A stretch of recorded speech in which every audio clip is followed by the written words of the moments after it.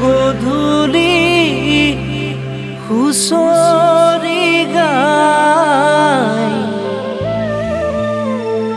গৃহস্থই চাকি ধূপ